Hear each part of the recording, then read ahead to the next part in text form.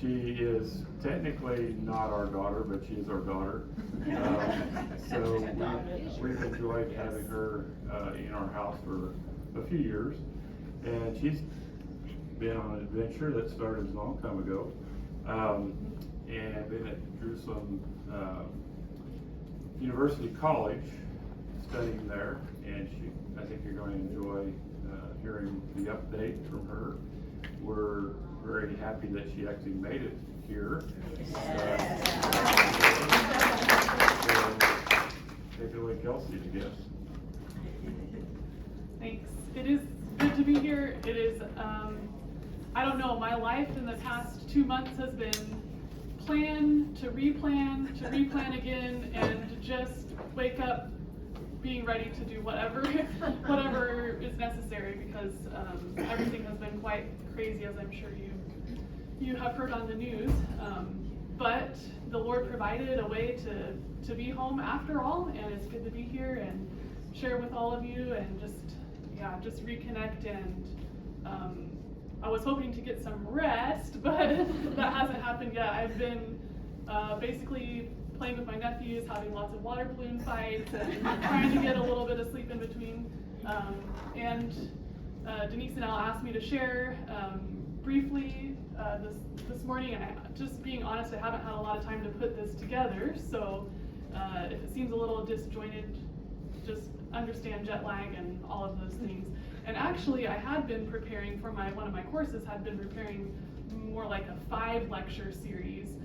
So I'm not even going to come close to scrunching in what I've learned in this 1 hour, but I kind of pulled a few things from all of those, and hopefully you will get a better picture of what I'm doing there, and just a sense of passion for why this type of study is so enlightening for reading our Bible and understanding the Lord and His purposes for His people in a deeper way. So I'll just begin by saying my story with Israel and with JUC, the university that I'm studying at, began all the way back in 2010. I think some of you were probably around, prayed for me when I went on that very first trip with Central Christian College in McPherson, and that trip just opened my eyes to the land of Israel and how seeing the land and where this story unfolded can just make the scriptures come alive. I had a really amazing teacher. She would go through all the historical things about a site and a place, and then lead into this epic sermon, and you're kind of standing there just amazed at this new understanding that's been opened up for you. And this is not a great picture of me in 2010. It's the only Israel picture that I could get my hands on quickly. So there it is. This is like a little house in the hill country, possibly some dwelling that an Israelite may have lived in. Anyway, and now I'm standing there. So 2010 is something that kind of it was life-changing for reading the Bible in a different way and seeing new things. And I will say that at that time, I thought I would be going back to JUC to study immediately after I finished my time at Central Christian. The Lord had different plans. It's all good. His timing is amazing.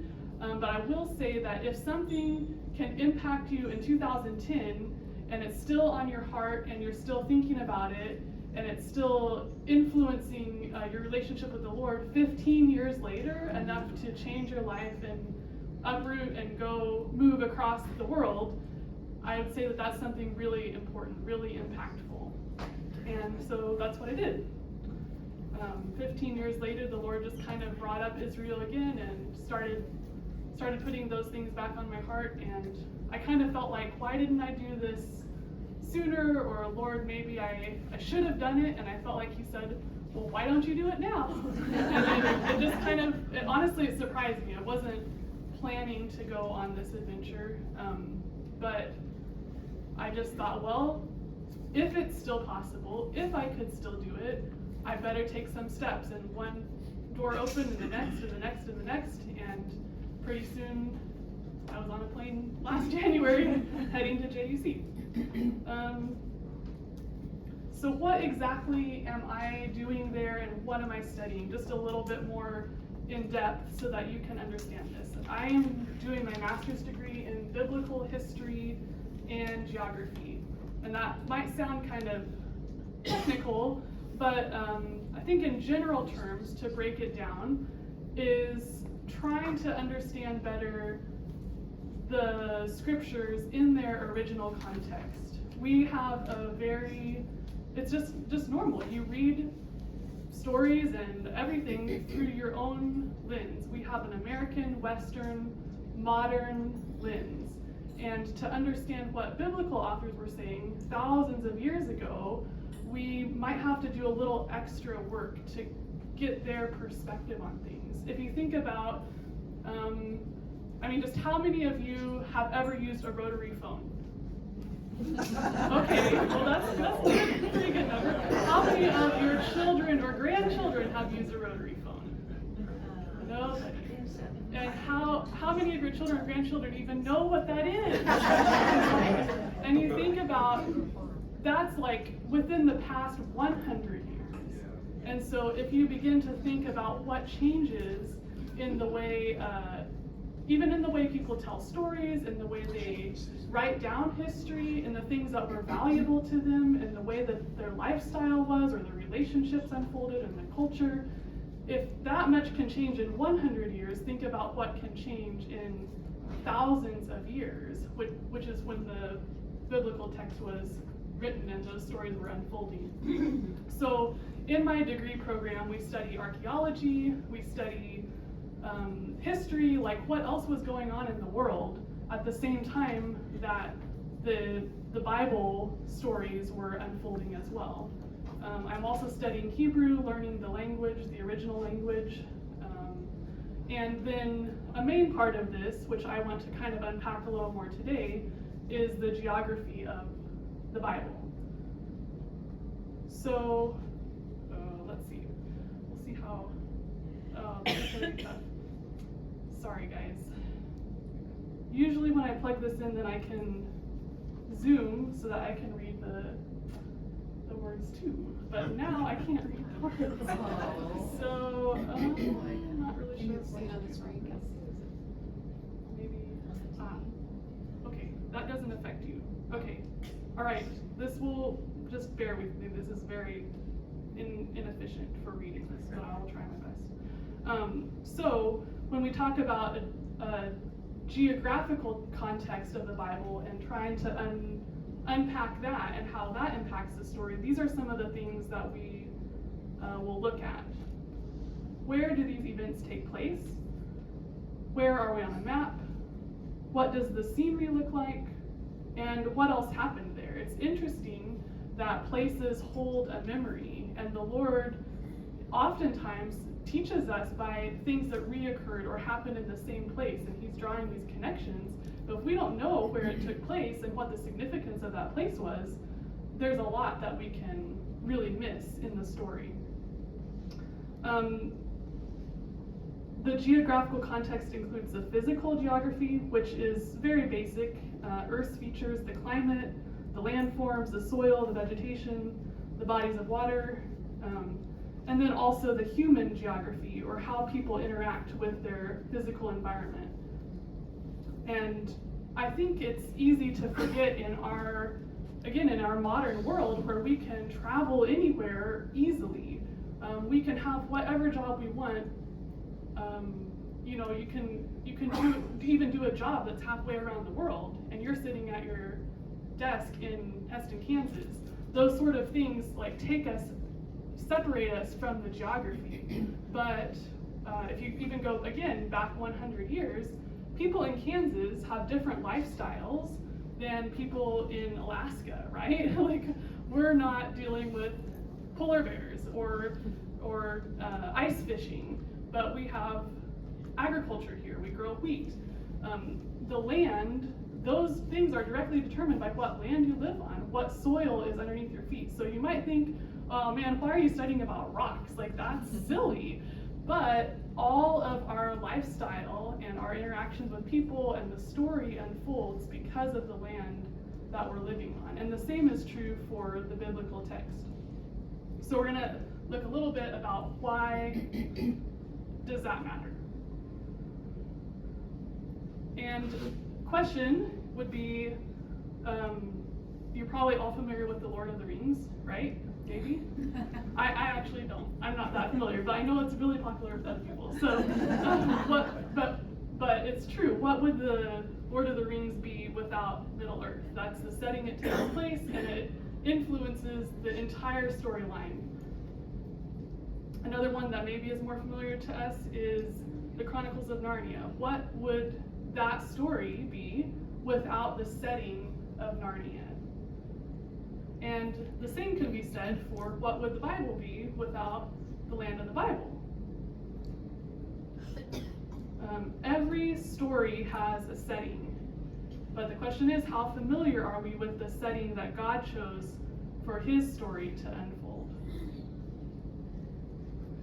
So the reality, it's totally fine. I think that before I went to Israel, I would have been having the same issues, but the reality is we might be able to have a picture of these things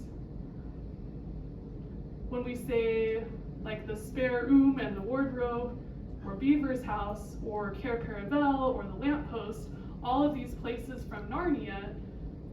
How many of you can get a picture of what those look like in your head? Because you've watched the movie, right? Right. Yeah. So it's easy to fill in the setting of that story. On the other hand, though, when I put up some places from Israel, like the northern coast, or the Sea of Galilee, or the Shephelah, some of these words you maybe have never even heard of, right? The Judean hill country, or the Judean wilderness, how vivid is that in your mind when you're reading your Bible and you come across these terms? Can you fit the setting with the story? For me, that was really hard before I went to Israel. But here we have just some pictures of those places. We're going to look at those a little bit more closely in a minute. But it's varied. It's very vibrant and diverse land. And again, the stories that take place in the different geographical locations in the Bible really add a lot of detail to the story.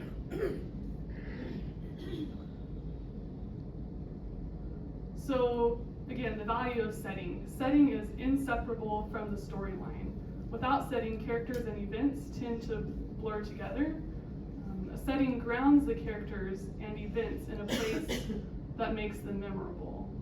But then most importantly, the setting itself defines the characters and events of the story. That's just, again, going back, we have a different life in Kansas than you do in Alaska.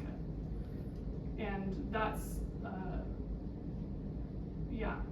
so evident when you start placing the actual biblical characters and narratives in their correct context. So, in other words, you could even say that a story happens because of its setting. Again, it develops out of the land that you live on. And we know that God has chosen, through Israel, God chose a specific setting, a specific location for his story to unfold.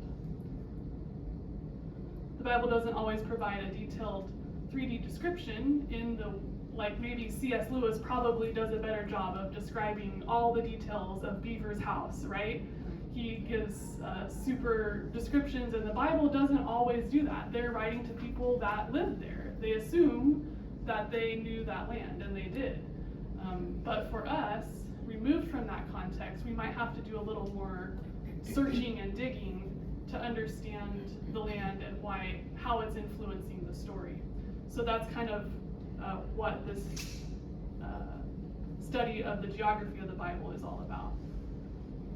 But with forethought and care, God selected a special setting for his people. And just a verse that really highlights that. The Lord said to Abram, "Leave your country, your kindred, and your father's household, and go to the land I will show you." And also, when you start looking at the Hebrew words, land, or in Hebrew, the word is eretz, it occurs 2,505 times, And the only nouns that appear more frequently than land are son, god or gods, and king. And so when you think about how even just that emphasis on land, it seems like we might want to take note of how important that is to the Lord, how important the land was to the people, and how important the land should still be to us as we read the scripture. So, okay. Just to maybe give you a little more picture of that, a little more detail, for those of you who maybe have not looked at a map of Israel recently or not looked at it in detail, again, I had never done that before 2010. We just open up our Bibles, but it's very helpful if you also open up a map at the same time and read them in parallel. So in my studies, we often call Israel the land between. This is a teeny tiny, very specific place that the Lord called his people to. And if you look down to the south here, you have Egypt, and up here you have Mesopotamia, which was the home to the Babylonians and the Assyrians and the Persians, and big, up here and down here, big superpower nations that were not like Israel. Israel's this tiny, tiny little spot, but they were always moving to and fro through that little land. And so even just by looking at this big picture kind of map of where Israel is and understanding where those superpowers were, you start getting a better idea of some of the struggles that the Israelites encountered. You could go into lots and lots of detail about this, which we're not going to right now, but I just kind of want to locate it for you on a map. And then some zooming in a bit, some interesting details about the land of Israel, where I've been living. It's a small but diverse land. Israel is about the size of New Jersey, and you could fit about 10 Israels in the state of Kansas, which that's just crazy to think about how small that is. You can drive all over Israel very, very quickly and see it all. 85 miles at its widest. This is about the distance from Salina to Wichita. So you can drive from the Dead Sea, which is here, all the way to the Mediterranean Sea, the coast, in the time it takes to go from Salina to Wichita, like a couple hours. It is 290 miles north to south, and this is about the distance from Topeka to Wichita. And then the elevation change. This makes Israel extremely interesting. 8,748 feet is the greatest elevation change from like the Dead Sea to the highest point, which I believe is Mount Hermon, all the way in the north. Actually, I'm not sure about that. I should look that up, the highest point. But huge elevation change, which makes for very interesting, different terrain, different geographical settings. And in Kansas, obviously, we're much flatter. 300 feet is the greatest elevation change in Kansas. So not as much variety of environments. So these are some of the pictures that we saw on the other slide, just to kind of expound on the variety that we have here. And I think the reason for putting this up is, one, just so you can see the land, and then two, just to think about, again, the difference, how even like we talk about our lifestyle in Kansas is different from someplace in Alaska. Well, in Israel, even between Salina and Wichita, those lifestyles are extremely different. So I'm going to point out some of those places so you can kind of get an idea of how that works. This is the northern coast, looking south. This is the Mediterranean Sea, and we're looking south. This picture is taken from about all the way up there, right on the border with Lebanon. This is the Shpela. It's kind of a little more south, lower. Here actually you would have the coastal plain where the Philistines lived, and then kind of this is sort of lowland in the middle here. You can grow a lot of crops there, and a little bit easier sort of lifestyle, easier travel than what we're going to see in a minute. And then this is moving inland. This is getting higher elevation into the hill country, and you can just begin to see like the difference of a lifestyle in this sort of area compared to that is totally different, even though they're right next door. Then you continue to move on over this way. This is the Judean wilderness, and that is an extreme change, right? And so here you think about here this is kind of like home country for Israelites, but when you come over here, this is nomads type of shepherding, herding, and this would also be, I don't know how you pictured Jesus' temptation in the wilderness. This is not what I would have thought of, but this is a good picture of where Jesus would have spent 40 days in the wilderness. And even that right there changes your understanding of that story, what the Lord would be saying to us through that. This is even further down in the Rift Valley. So we're right here with the Dead Sea, and that's looking out over the Dead Sea, the lowest place on the face of the earth. Pretty cool. Here, it's moving up, the Sea of Galilee. Even just kind of looking at this, you're like, okay, Jesus traveled from the Sea of Galilee down to Jerusalem. Well, Jerusalem is here, the Sea of Galilee is up here, and that wilderness is in between. So that journey that he's making quite often is a little more extensive than we might think. We kind of, when you read the scripture and you see a location, and you don't have to look at a map, you just think, oh, I just took a few steps and I ended up in Jerusalem. You're like, no, that's not exactly how the story went. Anyway, this is a beautiful picture of sunset on the Sea of Galilee. It's always just fun, relaxing to be there and meditate. This is a little further north up from the Sea of Galilee. It's a marshland, the Hula Basin. Not a lot of biblical events take place there, but it's just, again, an example of the diversity in the land of Israel. And then all the way in the north, all the way up there, is Mount Hermon. You can see the snow-capped mountain in the back there, and the Golan Heights, and this would be for people traveling, the Assyrians, the Babylonians traveling through to conquer Israel. This is kind of the terrain that they came through. On up, if you keep going up north, that's into Syria and Damascus. And finally, I think this is the last one. This is the Negev desert down here. And you think about, again, maybe a little bit more removed from directly biblical stories, but you think about spice trade and the Nabateans, Herod the Great, a lot of his wealth and his riches came through that area, and again, just another very desolate region of Israel. So that's kind of just an overview.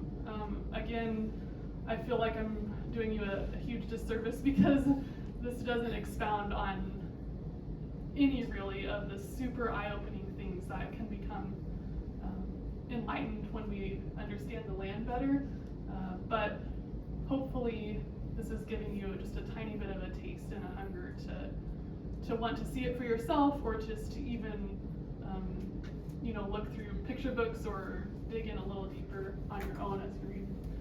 I do want to give one more specific example from the text. This is one that we're all familiar with, the story of David and Goliath, and I think that when you put it on a map, and look at the geography of how this is happening and unfolding, it adds, again, that depth of, oh, this is why this was so important.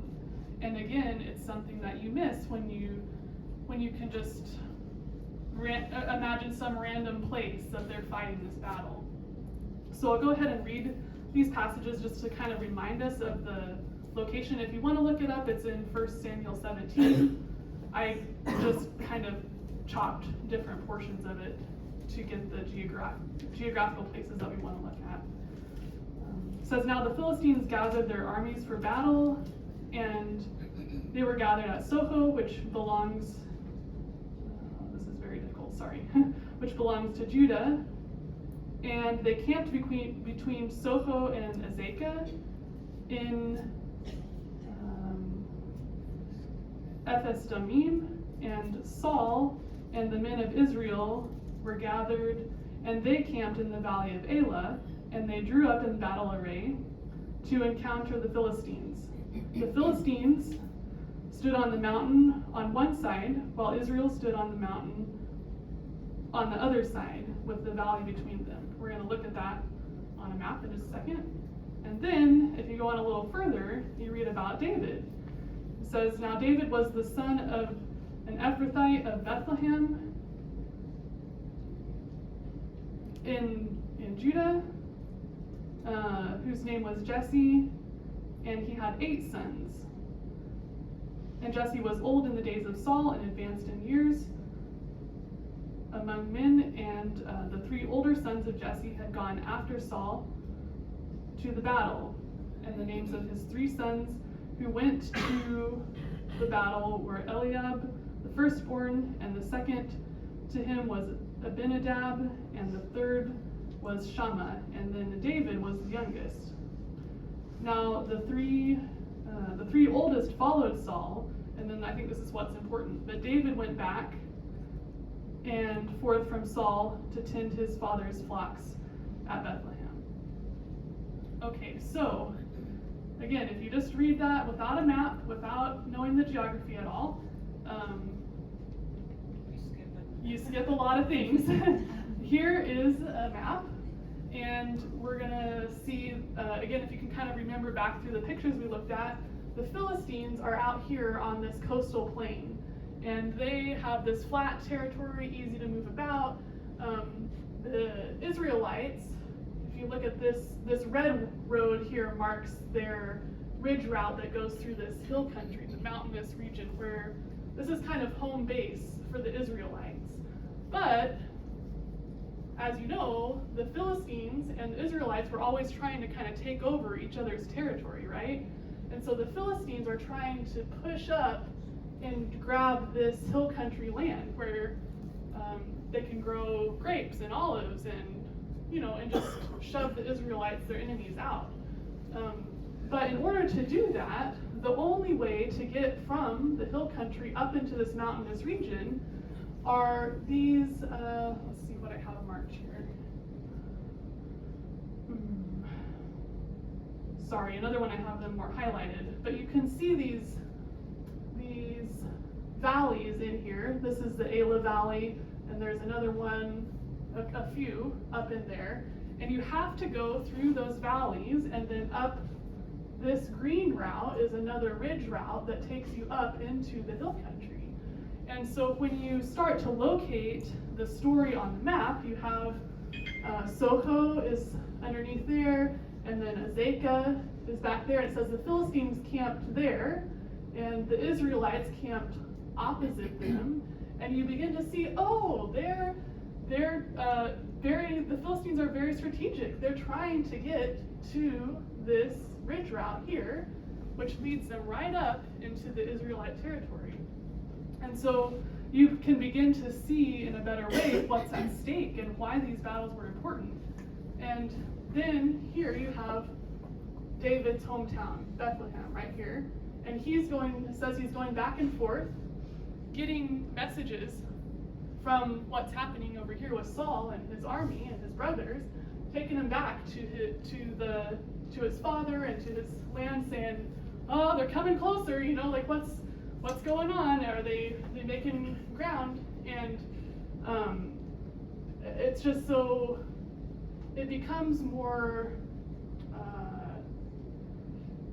apparent the urgency and the reason why David might be concerned, right? Because this ridge route leads right to his hometown, and his town and his village is going to be the first one that is attacked and taken over by the Philistines if Goliath wins, right? And furthermore, if you travel right on up this ridge route, there's the capital in Gibeah, where Saul has made his capital of Israel. So when you put those things on a map, what's at stake becomes really highlighted. I think that's just fascinating. What's the distance? Good question. Well, probably maybe here to Wichita, I would say. Not very long. In our modern time, it would take you probably less than an hour to drive that. I noticed that Jerusalem is not indicated on the about where would Jerusalem be. It's going to be a little up It's to up there on the right. Yeah, I can't see. Oh, there it It's is. right. Right. Yeah, Right. right. It's on the right side. Yeah. There it is, okay. And so this is a real life view of where the battle might have taken place. Or it's approximate, but pretty close, I think. And so when I'm studying, this is kind of what we're doing. We're going out, we're taking our map, we're looking at the land and seeing how could this have unfolded. And when I see this, how does that make what happened in the Bible come alive? How does that make that different? So for the rest of our time, that's just, again, just a little snippet of one way that the text can be more illuminated, more illustrated. For the rest of the time, I just was going to show a few pictures of how this unfolds in my life in Jerusalem.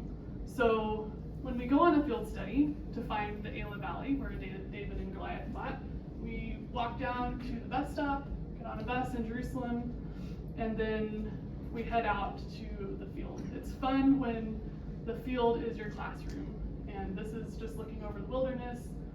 This is the president of our college teaching us, and that's an example. We also do quite a lot of adventuring. Not all the places that we want to see are very accessible, and so sometimes you crawl under barbed wire fences or make ramps or do all sorts of things to get to the off the beaten path places. A lot of the sites geographically that we want to look at are maybe not the most well known even, but we're going out exploring, trying to decide what land fits the text better. We look at a map. These are two of my professors, Elaine and Perry, husband and wife, and they're super fun. They're in their 70s, and Perry's over 80, I think, and they're still out exploring the land. They've been there since the 70s, and again, that's just how meaningful this study has been to their lives. We also have JUC bus lunch. It's an official thing. We always pack a picnic lunch, pita and tuna or something similar, and cart it down to the bus and back. It's fun.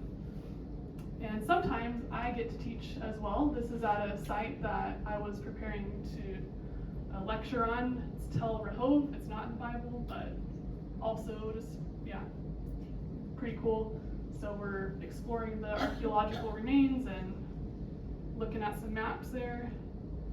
And then transitioning a little bit to life on campus, we have a very beautiful spot, probably the most green that you might see in Jerusalem.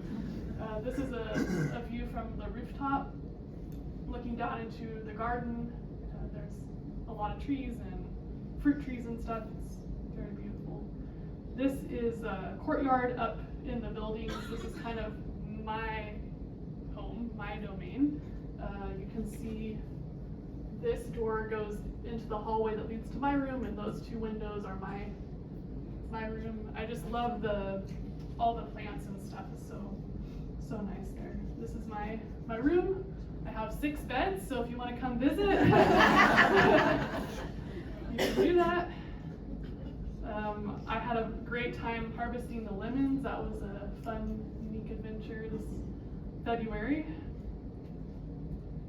And we also have the grapes that are almost ready to harvest, figs, and then pomegranates. We have tons of other fruit on our campus. It's fun just to go pick it and eat it and enjoy the fruit of the land. Every Friday night we have a Shabbat meal. This is my friend who did all the decorations for the past year, and it's just a fun, we don't do nearly what the Jewish people do to celebrate Shabbat with their extensive liturgy and prayers, but we do a simplified Christian version of that and have a nicer meal, a family style type meal, and we have a Vesper service after that, and it's just a nice, meaningful way to be together at the end of the week and begin a Shabbat rest. And just mealtime in general, we've had a lot of fun. This is actually during the Iran missile war stuff, but we honestly had a great time. We had a small group there and had a lot of fun just building community.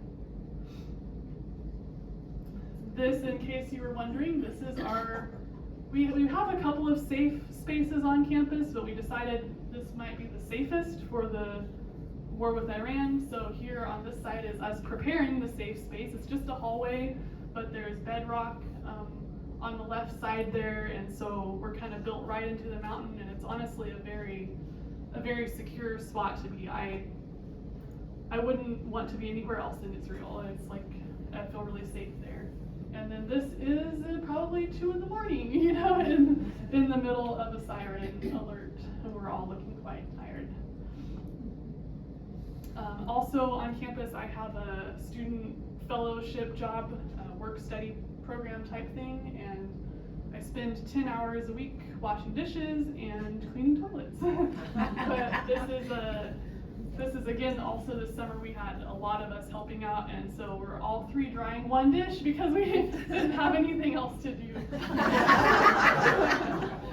But it's a lot of fun. I enjoy my dishwashing job and enjoy serving the campus there. And then I think the rest of the pictures are just some other highlights of my favorite things that I've gotten to experience and other things that again just help the text come alive.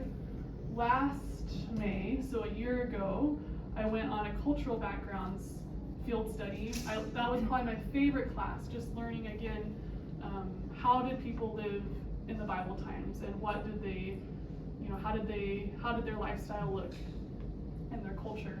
And the Bedouin people today, even though it's not exactly the same, they preserve a lot of the lifestyle of the ancient culture, at least the best that you can get. And so we took a trip to go live with the Bedouin people, experience their life for a week, and they taught us to make how to make their bread.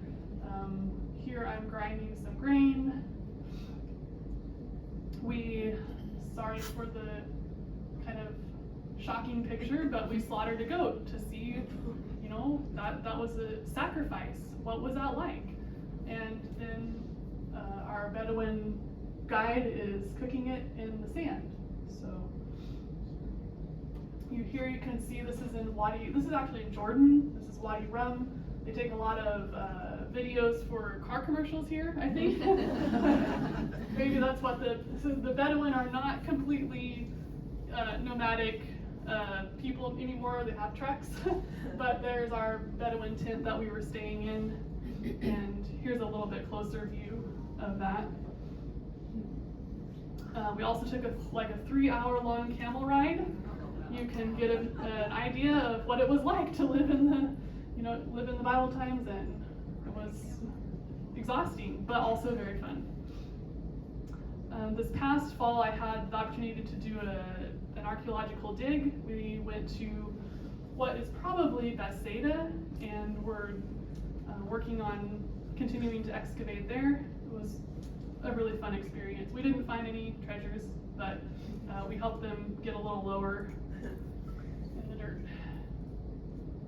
I've also enjoyed experiencing just the holidays, the festivals there, both Jewish and Christian.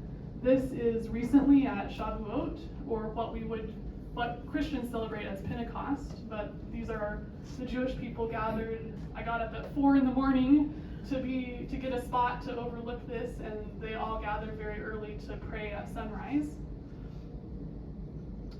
I also really enjoyed Hanukkah. It's Hanukkah and Purim are two really celebratory times in Jerusalem and in Israel. So they all put their Hanukkah lights out by their homes, and then this is like a public one by the old city wall. And then the best part are the donuts. I can't even explain. They're much better than the U.S.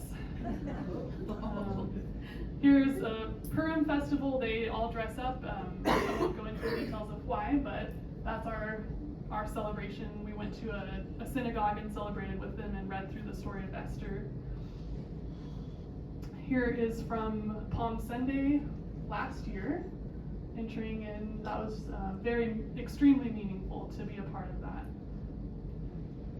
And this is sunrise Easter morning service on the Mount of Olives, overlooking into you can see Jordan beyond there. And then I also went to the Holy Sepulchre, which is probably the most archaeologically accurate spot of the crucifixion and resurrection.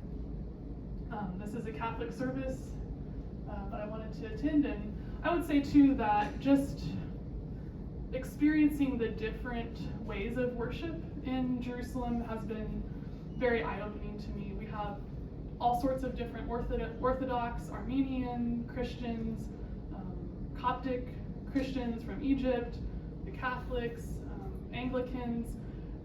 It's challenging because you will not, in America, you can find a bunch of people that, we get each other and we have the same beliefs, and we really, you kind of find people that feel like home. In Jerusalem, you're very much stretched to worship with and find other Christians that are very, very different from you, and to be able to maybe, at least for me, it's challenged me to be a little more open and receptive and understanding and curious about their traditions and their faith, and I've definitely appreciated that experience. Also in December, I took, all of last fall, I took a Egypt in the Bible course, and got to go to Egypt, which had been a dream of mine for a long time. Pyramids. This was one of the my favorite sites in Egypt, because this is a representation of what the Israelites might have built when it says that they built storehouses with mud bricks. And so you can see mud bricks and possibly something that's storehouses. It wouldn't be what they built for sure, but an example of that, and I thought that was neat. We got to go on the Nile, hold a crocodile. Thank goodness he had his mouth velcroed shut. And we hiked up Mount Sinai at 2 in the morning. And you think about Moses, even just that, just like getting your feet on the land, doing the walks. Moses went up and down and up and down and up and down, and you think, and even God on the top says, go down again, come back up again, and probably I can hear Moses saying, really? Like, this is rough. It was a crazy hike, and I would not do it again. One time, even in that sense, on Christmas Eve, I walked from Jerusalem to Bethlehem just because I wanted to feel what that journey would be like on your feet, and that was a very meaningful experience. And last picture, I went diving. This has nothing to do with historical geography at all, but being from the middle of Kansas, not having those experiences, this was a highlight to me, and I really enjoyed it. So that's the last thing, but I don't want you to feel like I'm the only one that gets to have the fun. All of these opportunities are open to anyone who wants to go. JUC hosts short-term programs which condense a lot of what I'm learning, basically all the field studies, into a 2 or 3 week program that anybody can go on. So basically it's what I'm doing minus all the paper writing and the textbook reading. But I would encourage you to check out some of what they have, or just ask me. They have trips coming up soon next year. Denise and Al are hoping to come, and love to see some of the rest of you. They also have JUC online courses that, like the Egypt in the Bible course. You can take that online. Cultural backgrounds, you can take that course online, and you don't have to go on the field study at all. And I'll just say that both of those were very, very life-changing and really engaging. And finally, even if you don't ever go to Israel, don't ever take a hike, it's totally fine. You can still really engage with the geography of the Bible by using other resources. These are some map resources that I could connect you with. Again, it's just helpful if you start reading your Bible and looking for those places and on a map. This set walks you through, well, Denise and Al can tell you how it is time consuming, but they have all the scriptures right there, and they really lead you through mapping out and understanding the stories in the Bible. This book is kind of on more history and geography, and then this is written by the president of JUC, the past president. He was there, lived in the land for 25 years. I can't recommend a better book, and it's really a fun read, an easy read, and just very enlightening of the geography of the Bible. So, yeah, we don't have a lot of time, but if you have a few questions, feel free to ask.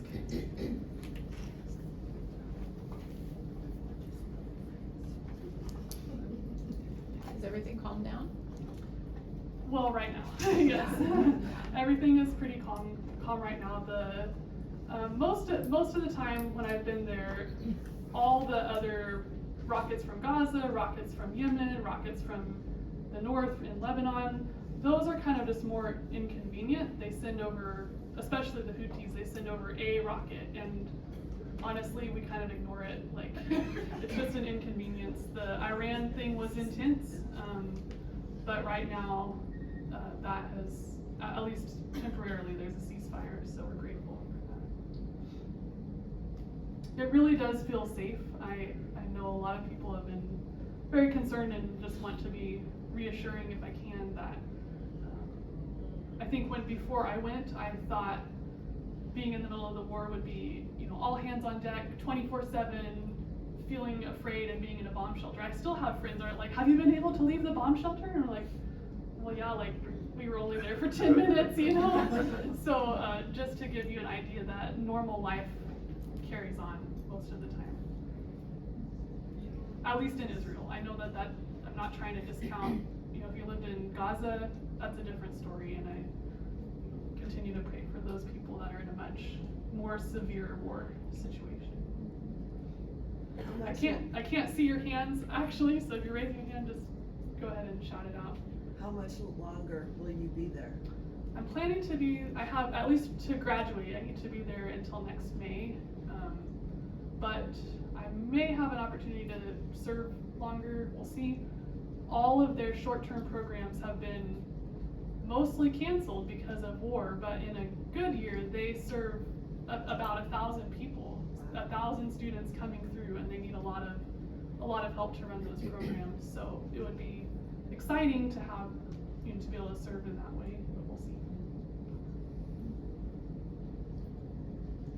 Could you do that on a student visa and stay as long as you need to? Or? Yeah, that's the issue. The student visas are 5 years, and it is really difficult to get any other visa. You can get clergy visas possibly, but even our current staff at the school have been in a holding pattern, just trying to get through the legalities of things. Israel is not very generous in wanting other people to stay there, so. Kelsey Shirley has a question. What Yes. language does the common person speak? Most people speak Hebrew or Arabic, and a lot of them speak both. They do speak in Jerusalem. Almost everybody speaks English too, at least a little bit. But yeah. what is taught? Good. Do you have a favorite spot? My favorite spot is in Getty. I just only have that one little picture there, but it's like you saw that desert wilderness landscape, and then you just picture oasis, water flowing in the desert it's just incredible. The theological, spiritual application of that, and then also just the thrill of being there and hiking through the water is so fun. Are you able to? All right. Sorry, maybe Al, you can help with the. Have you been doing any painting since you've been there? No, not really a lot of time to paint. Are you able to start conversing in Hebrew? I've been studying biblical Hebrew, and I don't know very much modern Hebrew. I'd like to learn, but it's kind of a whole different ballgame. Some crossover, but yeah, no. I can say shalom. That's about it. So as far as worshiping, they do all that on Saturday, like you do all that on Saturday on the Sabbath? Yeah, for the Jewish people, for sure. As far as Christian or Messianic congregations, some of them are on Saturday, some of them are on Sunday. At JUC, it's very hard to get connected with any sort of church community because you're doing field studies on the weekends. So for me personally, I haven't really done that much. Yeah.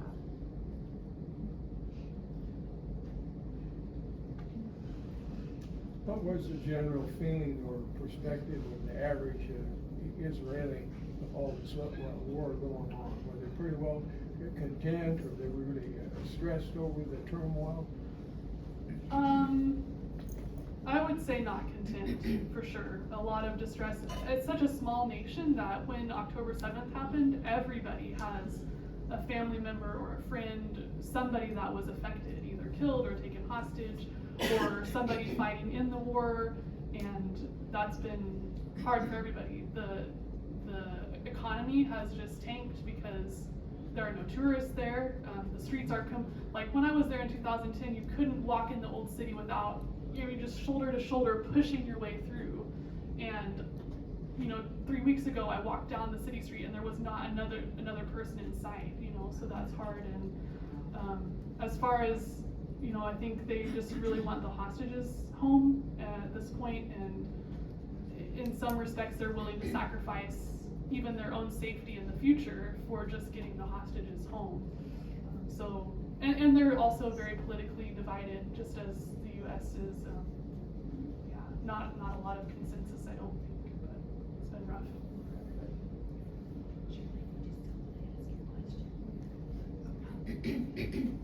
So, all right. Well, thank you all for joining. I'd be happy to visit. Looking forward to talking with you individually, and yeah, thanks for letting me share.